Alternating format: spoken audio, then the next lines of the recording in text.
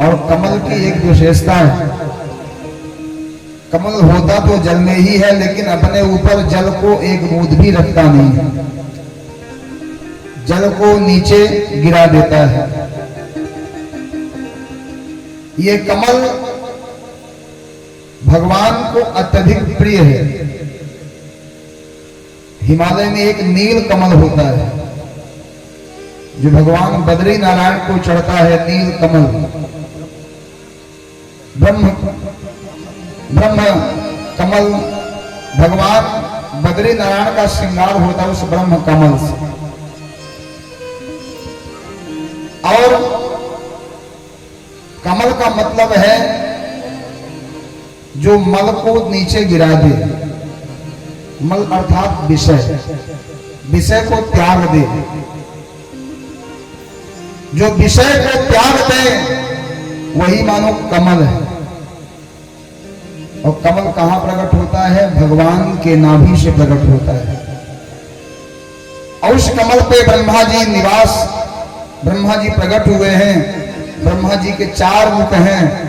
और अंत में ब्रह्मा जी अपने माता पिता को खोजने लगे कि मैं कहां से प्रकट हुआ, मैं कौन हूं। उसी कमल के नाल में प्रवेश कर गए और 10,000 वर्ष तक उस कमल की नाल में ब्रह्मा जी भगवान अपने माता पिता को खोजते रहे, कुछ दिखाई नहीं पड़ा। अंत में ता और पा शब्द सुनाई पड़ा। ब्रह्मा जी ने तप किया, तब ब्रह्मा जी को भगवान का दर्शन हुआ। शांताकारं भुजग शयनम पद्मनाभं सुरेशम। ब्रह्मा जी ने भगवान का दर्शन किया। ब्रह्मा जी ने भगवान की प्रार्थना की, त्वमेव माता च पिता त्वमेव, त्वमेव बंधुश्च सखा त्वमेव, सब कुछ आप ही मेरे हो। भगवान ने ब्रह्मा जी को संपूर्ण सृष्टि का बीज प्रदान किया है। ब्रह्मा जी की श्वेतज, उद्भिज, अंडज, पिंडज, जरायु, ऐसी ब्रह्मा जी की सृष्टि हुई है।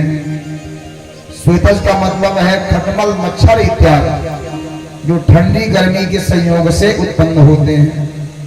अंडज का मतलब है जो अंडे के द्वारा चिड़िया अंडा देती हैं, अंडे से फोड़ के वह छोटा सा पक्षी निकलता है।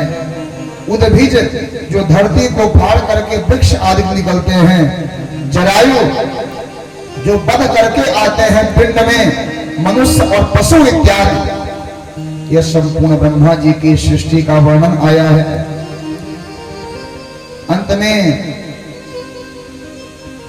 मनु और शत्रुपा के द्वारा संपूर्ण मानव सृष्टि का विस्तार हुआ है।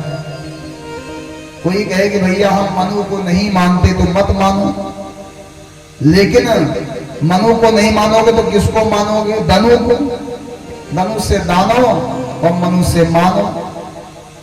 तो जो मनुष्य मात्र है वह मनु की ही संतान है।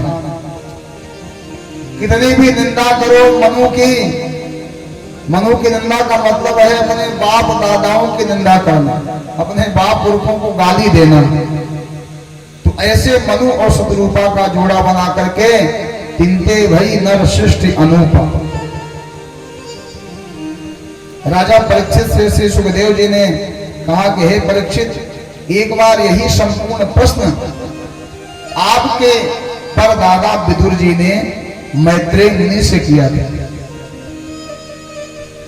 जैसे ही विदुर जी का नाम सुखदेव जी के मुख से राजा परीक्षित ने सुना, राजा परीक्षित ने पूछा, महाराज मैंने सुना था कि मेरे परदादा विदुर जी हस्तिनापुर के प्रधानमंत्री के पद पर विराजमान थे, जरा आप इस कथा को विस्तार से बताइए, ये मेरे वंश परंपरा की कथा है।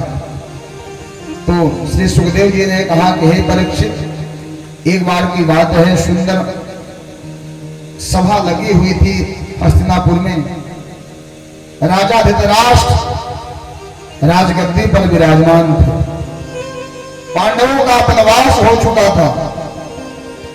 विदुर जी का आगमन हुआ। विदुर जी राजा को फटकारते हुए कहते हैं कि हे राजन, यदा तु राजा स्वसुतान साधु पुष्णान्न धर्मेण विनष्ट दृष्टि भ्रातुर्यदिष्टस्य सुतान् विबन्धो प्रवेशलाक्षा भवने ददाह। राजन, आपके बाहर के आंख तो पहले से ही फूट चुके हैं, लेकिन लगता है जो अंदर के दो नेत्र हैं, ज्ञान विराग नयन उर्गारी, जो दो अंदर के आपके नेत्र हैं वह नेत्र भी फूट चुके हैं। आपके भाई पांडु और पांडु के पुत्र जो आपके पुत्र ही हैं, लेकिन आपने उनके साथ किया क्या? प्रवेश लाक्षा भवने ददाह।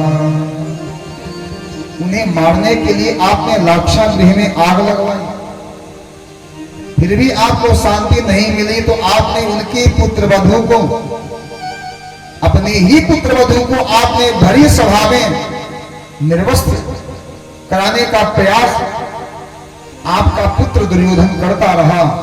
आप एक शब्द भी नहीं बोले। यदा सभायां कुरुदेव देव्या केशाभिमर्शं सुतकर्णगह्यं